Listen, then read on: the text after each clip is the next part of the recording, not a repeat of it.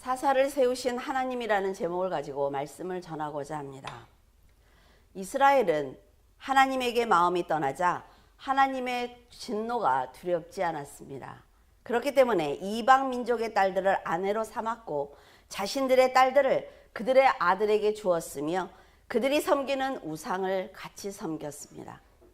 사람들이 여호와를 잊어버렸다라는 뜻은 소중한 것을 잘못 놓았다라는 뜻입니다. 그러니까 하나님을 두려워하는 마음이 없기 때문에 하나님을 마음의 중심에 모시지 않고 마음 밖에 버렸다라는 뜻을 가지고 있어요. 이처럼 이스라엘에게 하나님은 특별한 존재가 아니었으며 이방인과 섞여 살면서 부족한 것이 없었기 때문에 그들은 필요 없는 신이었습니다. 지금까지 이스라엘을 올바로 세우기 위해서 그들을 보호하시고 시험하시며 많은 기회를 주셨지만 이스라엘은 철저하게 인간적인 삶을 살았습니다.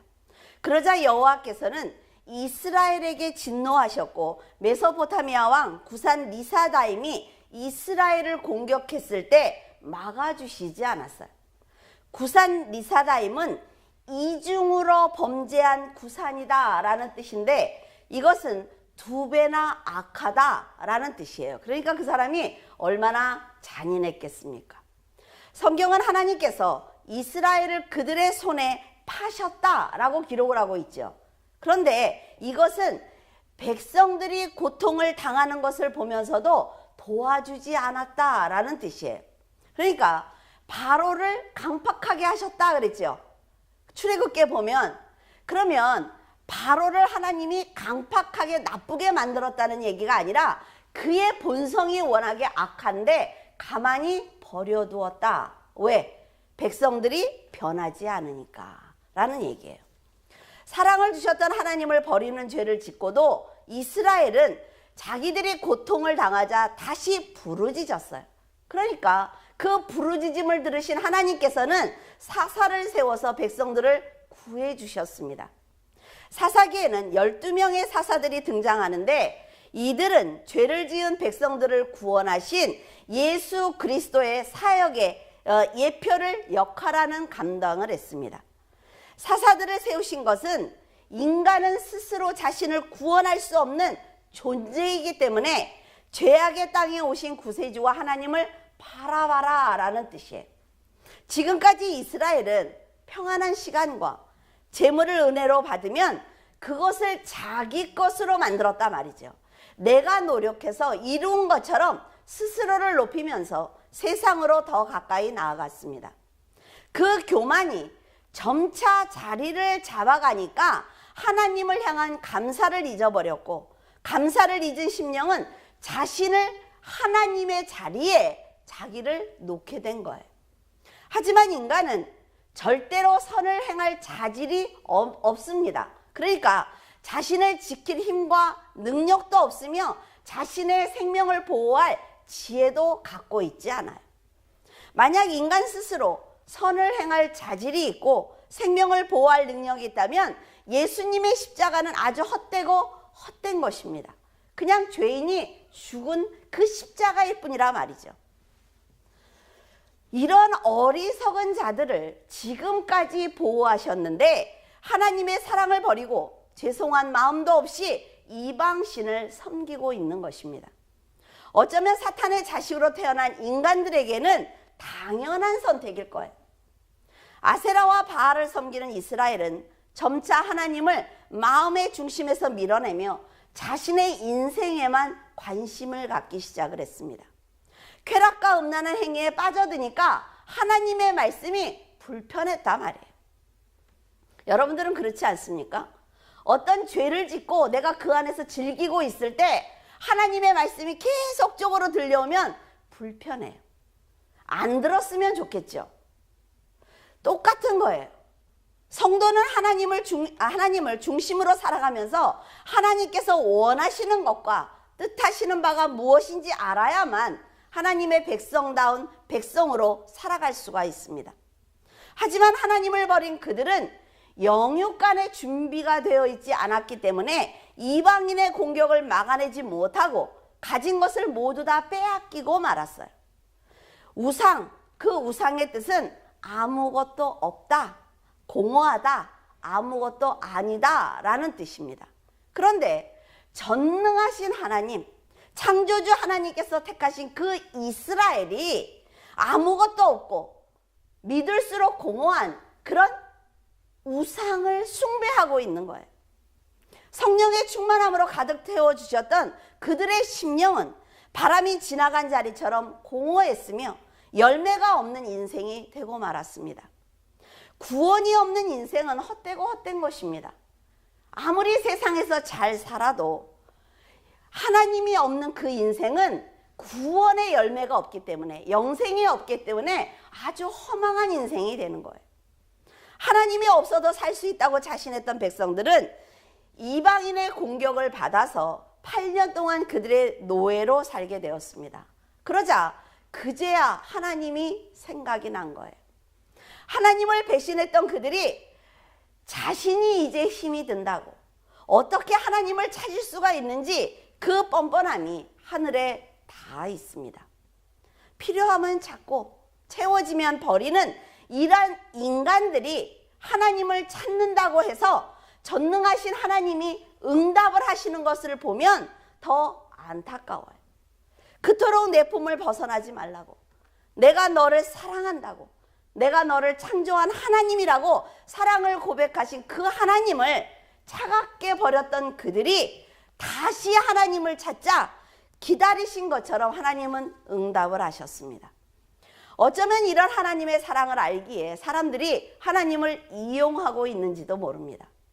여러분이 하나님이라면 미안한 마음도 없이 이용하고 배신하는 이런 인간들을 마음에 품을 수가 있겠습니까?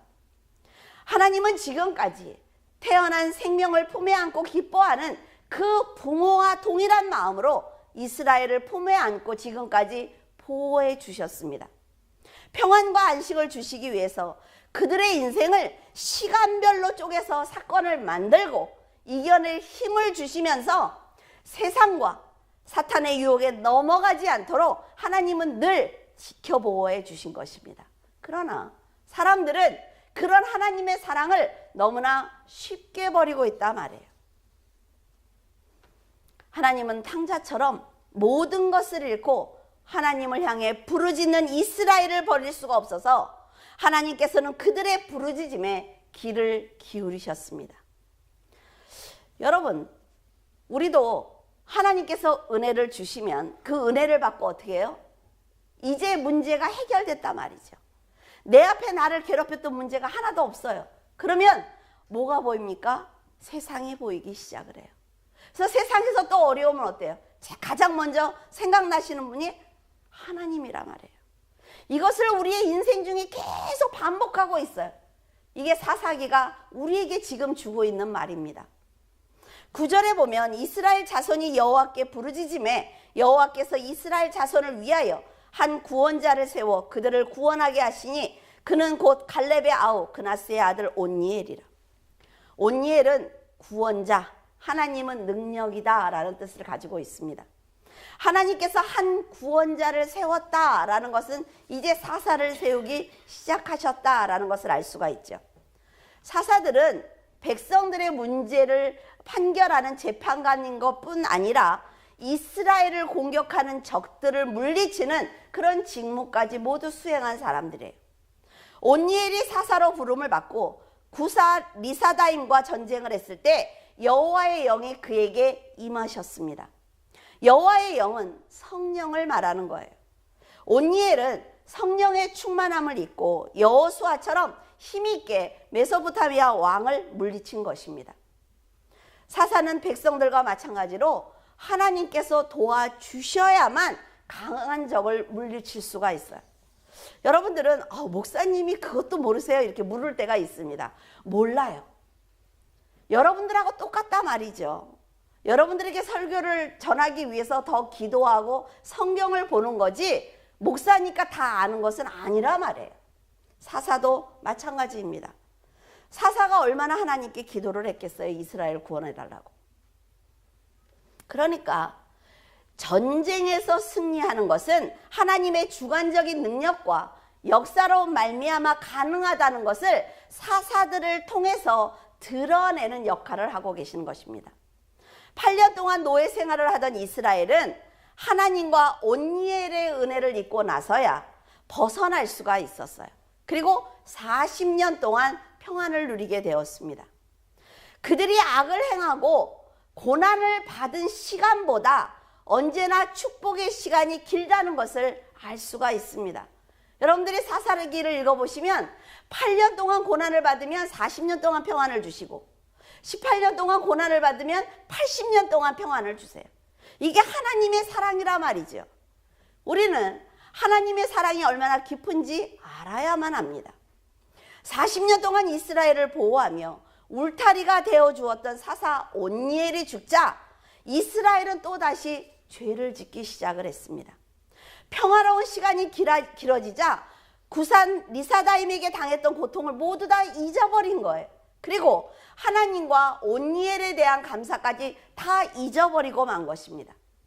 온니엘이 죽자 그들은 또다시 타락한 것을 보면 이스라엘은 언제나 보이는 온니엘만 본 것입니다. 온니엘을 세우신 이유가 뭐예요? 온니엘을 통해서 하나님을 바라보라는 거죠. 여러분에게도 마찬가지입니다. 목사가 설교를 했을 때 목사를 의지하라는 게 아니에요. 그 설교를 듣고 하나님께 가라는 거죠. 그러나 그들은 이스라엘을 도우신 하나님을 바라보지 않았던 것입니다. 태평성대를 이루며 평안하게 살 때 정말 그 힘들었던 시간을 기억해야 합니다. 외부의 공격으로 인해 두려웠던 그 심정, 그 가운데서 역사하신 하나님과 사사를 향한 감사를 마음 깊이 새겼다면 이런 죄를 반복하지 않을 것입니다. 언제나 말씀을 마음판에 새기고 살아가는 성도들에게 하나님은 고난을 주셔야 될 이유가 없어요. 그렇기 때문에 평안의 시간이 길어지는 것입니다. 하지만 안타까운 것은 성도들이 하나님께 간절하게 기도를 드리면 하나님의 마음이 움직이고 응답을 받는다는 것을 압니다. 성도들이 알아요. 그것을 이용하고 있는 것입니다. 하나님의 긍휼하신 마음을 이용해서 응답을 받고 나면 세상에서 살아갈 발판이 만들어집니다. 그러니까 그 발판만 바라보는 거지요. 그것을 주신 하나님은 이제 다 버려버리는 거예요. 이러니까 계속 고난, 평안, 고난, 평안. 우리가 이렇게 살아가는 것입니다. 그러나 우리가 알아야 될 것이 있어요. 그것은 인생은 하나님께 달렸다는 것입니다. 우리는 자신의 머리카락 한 터럭도 희고 검게 할 수 없어요. 그렇지 않습니까? 그리고 우리는 기도를 합니다. 이 모든 것이 하나님의 뜻입니다. 하나님만이 하실 수 있습니다. 라고 기도를 해요. 그 전능하신 하나님의 말씀이 자신의 삶에 들어오는 것은 거절하는 것입니다. 입으로는 날마다 고백을 합니다. 하나님, 우리가 열심히 살겠습니다. 하나님의 뜻대로 살겠습니다. 저 사람의 영혼을 구원해 주십시오. 그런데 하나님이 정작 그래, 내가 너를 채찍으로 사용하고 내가 너를 도구로 사용해서 한번 해보자 그러면 거절하는 거예요. 참견하지 마십시오. 나는 잘하고 있습니다. 여러분, 하나님으로 인해 세상의 발판을 만들고 나면 그 다음부터는 자기의 생각과 판단을 믿기 때문에 하나님께서 자신의 삶을 주장하는 것을 인정하지 않는 것입니다. 그래서 자신의 인생을 참여하지 못하도록 철저하게 차단하는 거죠. 하지만 성도들에게 세상의 발판을 만들어 주시는 것은 세상을 주기 위함이 아니라 세상보다 차원 높은 영원한 생명을 주시기 위해서 발판을 주시는 것입니다. 세상의 문제를 해결해 주시는 것은 이 세상의 능력과 재물을 이용을 해서 하나님의 나라를 확장해 달라는 부탁이며 더 많은 영혼을 너처럼 구원해 달라는 부탁을 하시는 것입니다. 그러나 사람들은 세상의 소유에 많고 적음을 가지고 하나님의 존재를 판단하며 자신의 축복을 논하고 있습니다. 자, 여러분, 세상에서 못 살라는 거 아니에요. 잘 사셔야 됩니다. 그런데 자, 여기 물질이 있어요. 여기 명예가 있습니다. 여기 내 권세가 있어요. 그런데 이 믿음이 없으면 다 소용없다는 거죠. 여러분들이 가지고 있는 많은 능력과 그 권세를 이 믿음이 탁 쓰면 여기서 탁탁탁탁 들러붙는 거예요. 그래서 이 믿음을 통해서 많은 일을 할 수 있는 것입니다. 우리 이렇게 모래 속에 보면 철이 있는지 모르잖아요. 그렇죠? 근데 지남철을 이렇게 휘둘러면 어때요? 많은 철들이 따라오지요. 똑같은 겁니다. 그렇게 모래 속에 많은 것이 있음에도 불구하고 우리는 그걸 골라내지 못해요. 그런데 믿음이라는 지남철을 휘두르면 세상에 내가 가지고 있는 많은 것들이 힘이 돼서 올라온다는 거죠. 하나님이 원하는 게 바로 그거예요. 우리를 위해서 자신의 아들을 세상에 주시고 죽이신 하나님을 향해 우리는 나에게 더 많은 재물과 명예를 주지 않는다고 불평을 합니다. 내 아들을 세상에 높이 세워주지 않는다고 불평한단 말이에요.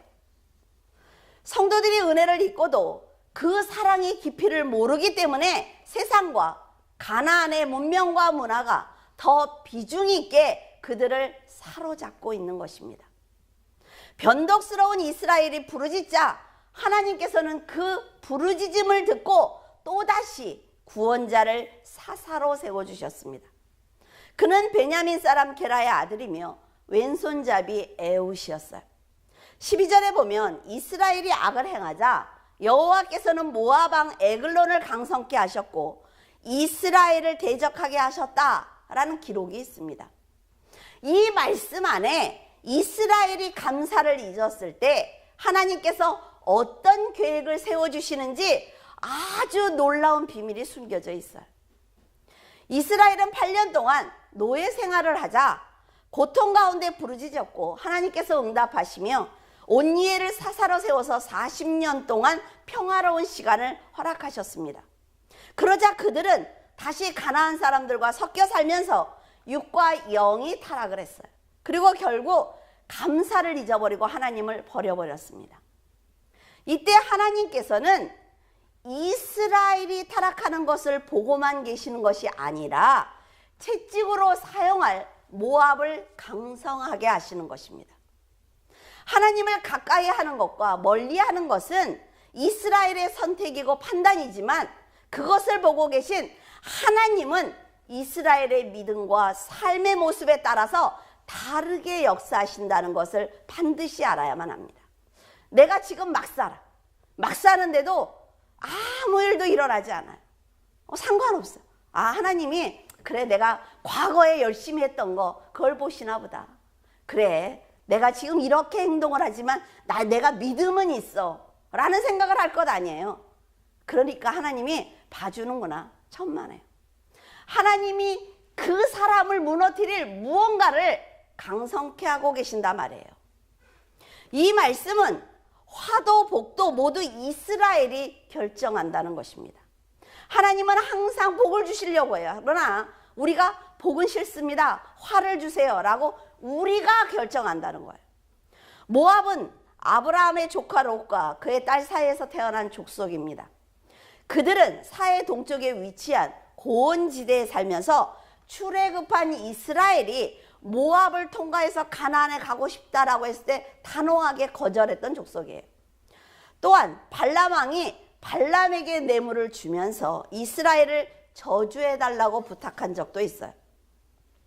그리고 이스라엘을 우상 앞에서 음란하게 살도록 그렇게 유혹하기도 했습니다.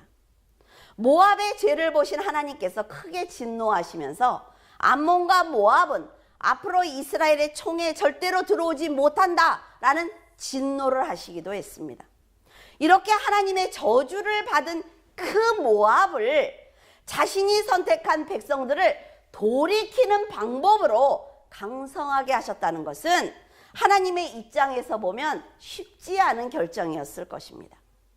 이것을 보면 이스라엘이 말씀대로 살았다면 어떤 일이 있어도 끝까지 도와주셨을 것이다 라는 얘기가 됩니다. 여러분, 세상의 복을 받을 수 있는 그런 하나님 앞에 믿음을 보여드릴 수 있는 그런 과정이란 말이에요. 여러분이 말씀을 붙들고 살아야 되는 이유이기도 합니다. 물론 세상에 나가면 세상 사람들이 훨씬 더 앞서서 가겠죠. 그 사람들은 어떤 행동이든 어떤 선택이든 할 수 있으니까. 그러나 성도들은 절대로 그래서는 안 됩니다. 왜? 하나님이 또 다른 채찍을 준비하시니까. 힘들고 고통스러울 때는 찾고 부유하고 평안해지면 버리는 그들은 결국 복음의 축복을 이방인들에게 빼앗기는 것을 볼 수가 있습니다. 예수 그리스도의 복음의 축복을 이방인들이 지금 먼저 받고 있는 거잖아요. 이스라엘보다. 모압 왕 에글론은 젊은 황소라는 이름답게 아주 큰 힘을 가진 사람입니다. 그는 암몬 족속을 불러서 이스라엘을 쳤고 여리고 성을 빼앗았어요. 이들이 여리고 성을 점령했다는 것은 모압 북쪽에 인접해 있던 루벤 지파 아시죠? 이렇게 이쪽에 세 지파가 먼저 있었잖아요. 그렇죠? 그 지파를 공격했다는 의미가 됩니다. 이스라엘이 거주하던 요단 서편을 점령할 수 있는 힘을 가졌다는 뜻이기도 해요. 모압 왕 에글론은 이스라엘 일부를 점령했습니다. 그리고 18년 동안 정복을 했어요. 다스렸습니다. 하지만 이스라엘은 항상 연대 책임이 있습니다. 자, 물줄기 교회에서 한 분이 편찮으세요. 그럼 어때요? 다 마음이 아파요. 똑같은 거예요. 하나님 앞에. 이스라엘 몇몇 족속이 모압 왕에게 통치를 당했다는 것은 곧 온 공동체가 하나님께 범죄했다라는 것이 됩니다. 하나님께서는 이스라엘의 부르짖음을 들으시고 또다시 왼손잡이 에웃을 사사로 세우셨어요. 하나님은 참 재밌으신 분이에요. 지금은 우리 교회도 왼손잡이가 굉장히 많아요. 그러니까 상관없어요. 그렇죠? 근데 이 당시에는 장애인입니다. 왼손잡이면. 이렇게 모든 사람들이 인정하지 않는 왼손잡이를 굳이 오른손잡이 위에 사사로 세우신 것은 참으로 많은 의미가 담겨 있을 거예요. 시편 18편 35절에 보면 주께서 또 주의 구원하는 방패를 내게 주시며 주의 오른손이 나를 붙들었다라는 기록과 예수님께서 승천하셨을 때 하나님 우편에 앉으셨다라는 기록이 있습니다. 성경 전체를 살펴보면 오른쪽이 하나님의 능력이다라는 것을 알 수가 있어요. 그러므로 왼손잡이인 에웃은 사사로서 신임받기가 굉장히 어려웠을 것입니다. 오른손잡이인 백성들이 그를 잘 따랐을까요? 아마도 네가 뭐를 네가 왼손잡이잖아. 네가 어떻게 우리를 이끌 수가 있어? 조롱하고 신랄하게 비판했을 거예요. 다윗과 같이 큰 힘을 가진 왕을 기다리고 있는 이스라엘에게 사람들이 보기에 흠모할 만한 것이 없는 예수님을 보내시면서 유대인의 왕이니까 따르라고 말하는 것과 같은 것입니다. 아무리 거지 나사로가 나는 믿음이 충만해 라고 말을 해도 부자가 보기에 자기 집 앞에서 구걸하는 그 나사로를 따르고 존경하지 않을 거예요. 자신이 가진 힘은 나사로가 아무리 노력을 해도 가질 수 없는 것이기 때문에 그렇습니다. 이것이 바로 보이는 것만으로 판단을 하고 인정하는 세상인 것입니다. 여러분은 그렇지 않습니까? 학벌이 없는 사람보다는 있는 사람을 더 신뢰할 거예요. 그리고 재산이 없는 사람보다는 많은 사람의 능력을 인정할 것입니다. 하지만 부자와 거지 나사로가 세상을 떠나 육을 벗고 동등한 입장에 섰을 때 그제야 진리의 말씀이 얼마나 귀한 것인지 소유에 상관없이 믿음으로 사는 것이 얼마나 놀라운 능력인지 그때야 알 것입니다. 이 모든 것을 위해 역사하시는 하나님께서는 왼손잡이 에웃을 그들 앞에 세우셨고 이스라엘로 하여금 순종하도록 하셨어요. 에웃은 모압 왕 에글론을 속여서 공물을 바치는 척하면서 칼로 찔러 죽였습니다. 그는 아주 비둔한 자예요. 하나님의 약함이 사람의 강함을 이기신 것입니다. 이스라엘 사람들이 비정상적이라고 조롱했던 에웃이 하나님의 능력을 입어서 강한 모압 왕을 죽였고 자신을 무시하고 있는 이스라엘 백성들을 구한 것입니다. 성도들이 하나님을 향한 감사를 잊는다면 그 즉시 오른손잡이들이 모압 왕에게 고통을 당하며 사는 것과 같은 징계가 시작될 것입니다. 그러면 하나님께서는 그 사람을, 지금까지 사랑을 주고 보호했던 그 사람, 그러나 변한 그 사람을 다시 돌이키기 위해서, 그 사람을 부끄럽게 하기 위해서 조롱했던, 그 사람이 조롱했던 왼손잡이를 세우실 것이며 여러분이 부르짖을 때까지 잠잠하실 것입니다. 여러분, 고난을 받으면 바로 기도하기 시작해야 돼요. 왜? 하나님은 이런 분이니까. 고린도전서 1장 27절에서 29절에 하나님께서 세상에 미련한 것들을 택하사 지혜 있는 자들을 부끄럽게 하려 하시고 세상에 악한 것들을 택하사 약한 것들을 택하사 강한 것들을 부끄럽게 하려 하시며 하나님께서 세상에 천한 것들과 멸시받는 것들과 없는 것들을 택하사 있는 것들을 패하게 하시나니 이는 아무 육체도 하나님 앞에서 자랑하지 못하게 하려 하심이라. 세상은 세상의 지혜를 가진 사람들이 미련한 사람들을 가르치고 인도합니다. 세상에 힘을 가진 강한 사람들은 힘이 없고 가난해서 멸시를 받는 약한 사람들을 힘으로 다스리고 있어요. 하지만 하나님은 세상이 마지막이 아니라는 것을 알고 계시기 때문에 힘을 자랑하는 세상에 복음을 듣고 배우며 깨닫고 믿는 사람들을 구원하기 위해서 세상을 이용하고 계시는 것뿐입니다.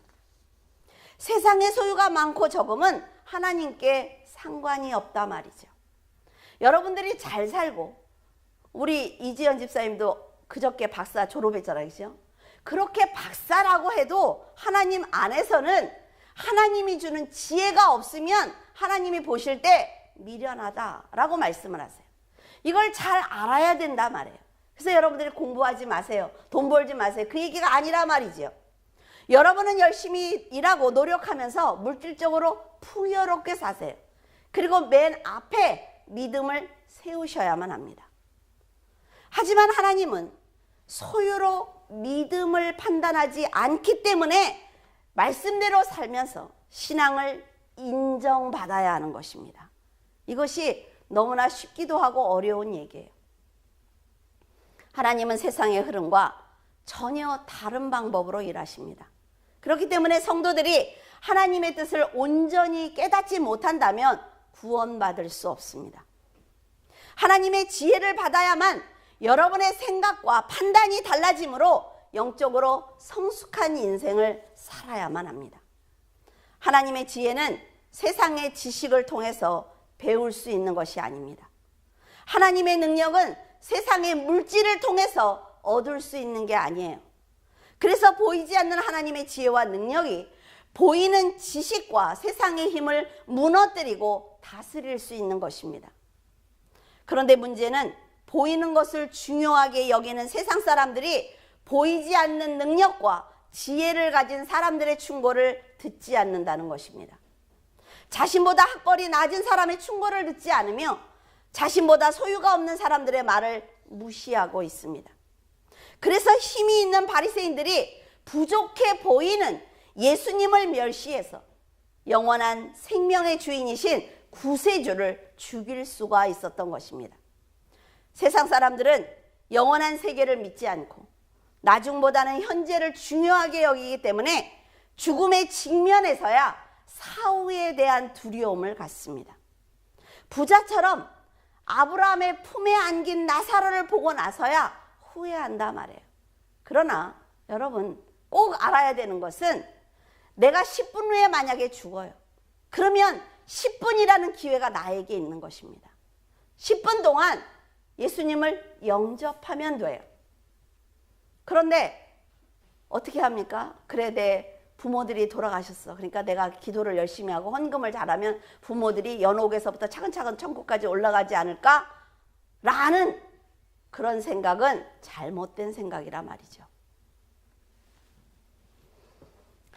이런 세상에 왼손잡이 에웃을 사사로 세우시고 강한 힘을 가진 모압과 암몬을 무너뜨리신 것은 보이지 않는 하나님의 능력과 권능이 얼마나 큰지 이스라엘에게 경고하시는 거예요. 그리고 또 한 번의 기회를 주시는 것입니다. 여러분에게는 예수 그리스도가 계십니다. 세상은 아직도 십자가를 지신 예수님을 무시하고 있지만 언젠가는 부끄러워서 얼굴을 들지 못하는 세상 사람들을 보는 그런 날이 올 것입니다. 여러분이 어려움에 있을 때만 하나님을 찾는다면 지금 모압에게 고통을 당하는 이스라엘과 전혀 다르지 않습니다.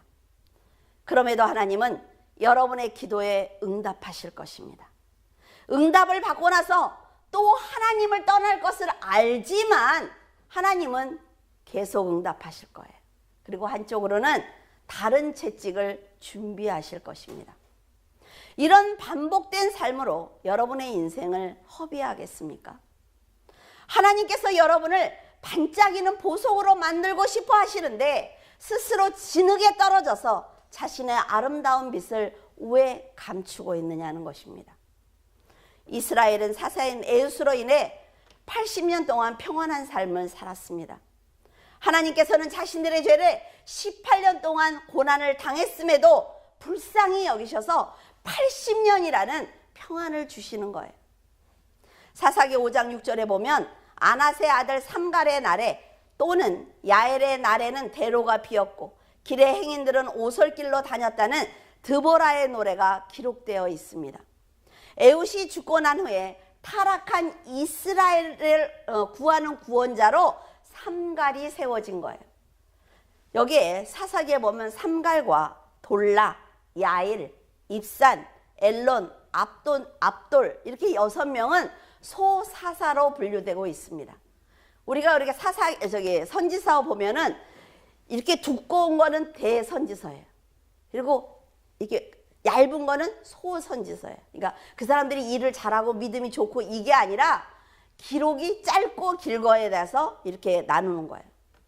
지금 이 사람은 너무 짧게 기록이 되었기 때문에 이들이 활동했던 그 시대의 형편을 잘 알 수는 없습니다. 어떤 상황에서 부름을 받았는지 알 수 없지만 드보라는 삼갈에 대해서 노래했기 때문에 그 사람의 믿음이 참 좋은 사람이었구나 라는 것을 우리는 추측해 볼 수가 있어요.